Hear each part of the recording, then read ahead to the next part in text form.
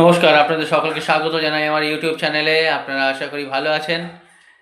আপনাদের অজস্র ধন্যবাদ, লাইক শেয়ার সাবস্ক্রাইব করছেন। আজকে বলবো 3টে রাশির নাম, যে 3টে রাশি 2025 সালে একটু সাবধানে থাকবেন।